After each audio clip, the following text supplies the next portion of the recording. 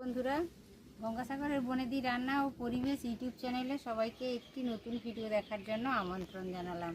চলুন, আমি আমার বাগানে যাচ্ছি। বাগান থেকে কিছু সবজি তুলে নিয়ে আসি। গরম পড়ে গেছে বন্ধুরা, সকলে সাবধানে থাকবেন।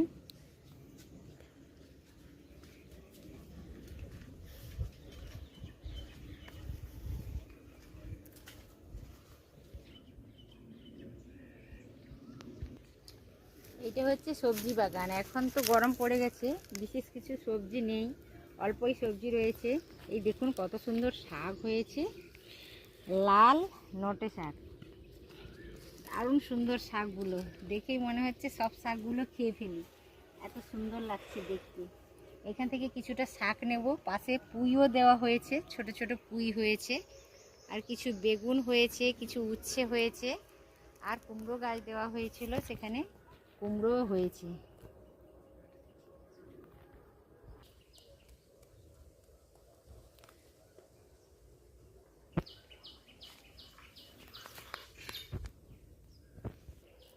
শাকগুলো কি সুন্দর হয়েছে দেখুন বন্ধুরা, একেবারে লগলগ করছে কচি শাকগুলো। আজ শাকেরই একটা রেসিপি করব। শাক আমি তুলে নিচ্ছি কিছুটা পরিমাণ, বাগানের টাটকা ফ্রেশ শাক একেবারে। শাক তো শরীরের পক্ষে ভীষণ উপকারী। এই দেখুন কত সুন্দর শাকগুলো। এই টাটকা শাকগুলো তুলে নিয়েছি, এটা এবার রান্না করব।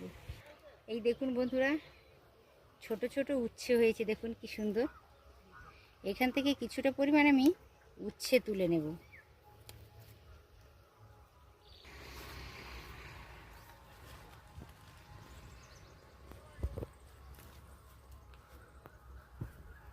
দারুণ সুন্দর ছোট ছোট উচ্ছে হয়েছে। উচ্ছে ছোট উচ্ছেতেই খেতে ভালো লাগে বন্ধুরা। এই দেখুন বন্ধুরা, ছোট ছোট উচ্ছে বাগান থেকে তুলে নিলাম। শাক তুলেছি আর উচ্ছে তুলেছি।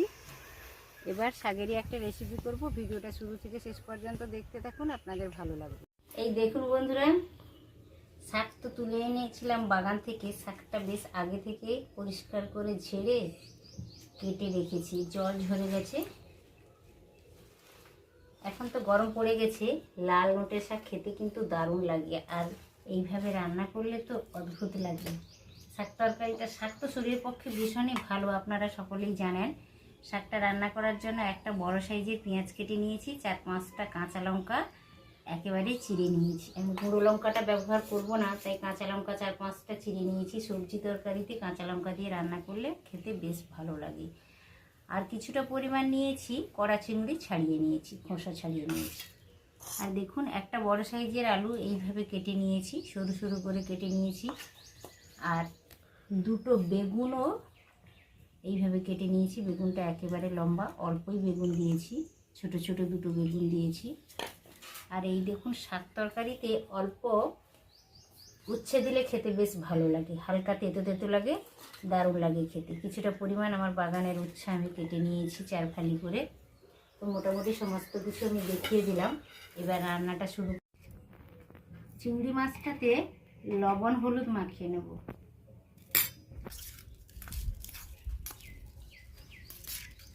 শাক খেলে শরীর ভীষণ ভালো থাকে, প্রত্যেকে কম বেশি শাক খাবেন।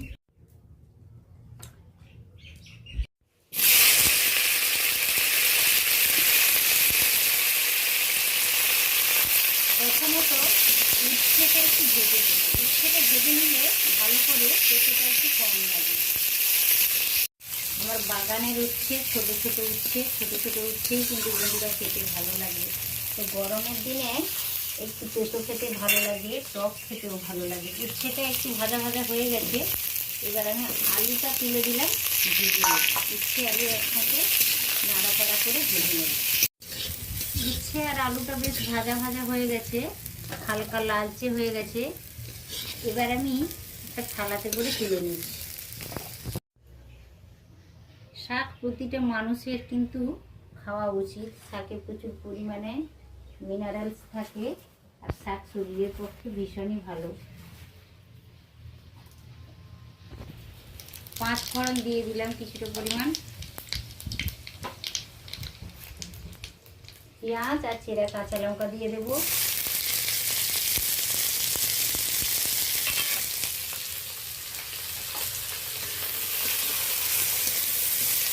ফোড়নের সাথে 5 ফোড়ন দিয়েছি, তার সাথে চেরা কাঁচা লঙ্কা, পেঁয়াজটা ভালো করে একটু নাড়াচাড়া করে নিচ্ছি 2-4 সেকেন্ড। লবণ হলুদ মাখানো চিংড়ি মাছটা দিয়ে দিলাম। আলাদা করে ভাজলাম না, পেঁয়াজের সাথে একসাথেই ভেজে যাবে, এইভাবে নাড়াচাড়া করে নেব। পেঁয়াজের সাথে চিংড়ি মাছগুলো ভালো করে ভেজে নিলাম। যদি চিংড়ি মাছটা তরকারিতে নরম থাকে খেতে বেশি ভালো লাগে, না হলে চিংড়ি মাছ যদি আলাদা করে ভাজা হয় তাহলে বেশ শক্ত হয়ে যায়। তো এখন ভেজে রাখা আলু আর উচ্ছেটা দিয়ে দিলাম। বেগুনটা দিয়ে দিলাম। যে কোনো তরকারিতে সবজিগুলো যদি একটু ভালো করে কষিয়ে নেওয়া যায় তাহলে তরকারিটা খেতে বেশি ভালো লাগে।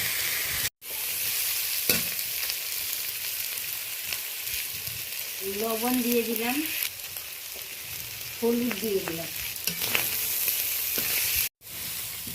সবজিগুলো ভালোভাবে কুক হয়ে গেছে। এবার শাকটা তুলে দেবো। এইভাবে যদি শাক তরকারি রান্না করে খাওয়া যায় দারুণ লাগে কিন্তু বন্ধুরা।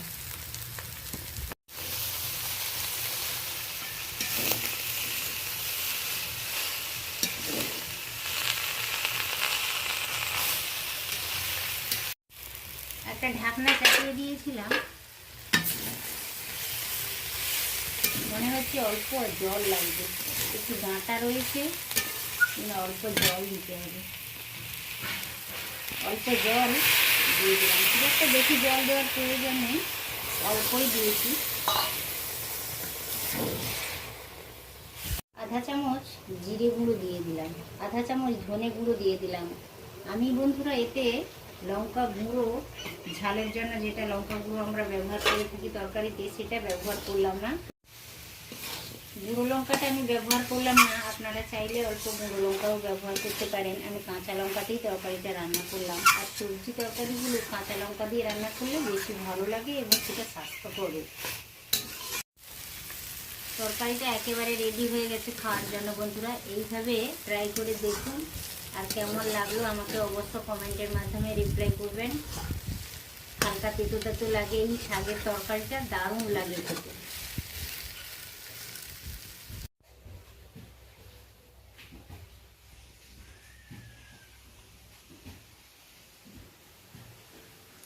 শাকের তরকারিটা কাঁচা লঙ্কা দিয়ে খেতে কিন্তু দারুণ লাগে বন্ধুরা। 3টা কাঁচা লঙ্কাও দিয়ে দিলাম। এইভাবে আলু বেগুন আর উচ্ছে দিয়ে শাক রান্না করুন। চিংড়ি মাছ থাকলে দেবেন, না থাকলে দেবেন না, দারুণ লাগে। গরমে হালকা তেতো তেতো লাগে শাকের তরকারিটা, ভীষণই ভালো লাগে এইভাবে রান্না করলে। এই শাকটা দিয়েই পুরো ভাত খাওয়া হয়ে যায়, এতটাই সুন্দর লাগে। তো ভিডিওটা যদি ভালো লেগে থাকে বন্ধুরা, তো অবশ্যই একটি লাইক দিয়ে দেবেন। পরিচিতদের মধ্যে, ফ্রেন্ডসদের মধ্যে, ফ্যামিলির মধ্যে শেয়ার করে দেবেন যাতে সবাই দেখতে পায়। আর ছোট্ট ইউটিউবারের চ্যানেলটি অবশ্য সাবস্ক্রাইব করে রেখে দেবেন বরাবরের জন্য, নিত্য নতুন ছোটোখাটো ভিডিওর আপডেট পাবেন। আজ তাহলে আসি বন্ধুরা, সকলে সুস্থ থাকুন, ভালো থাকুন, দেখা হবে অন্য ভিডিওতে। আজকের মতো টাটা, নমস্কার।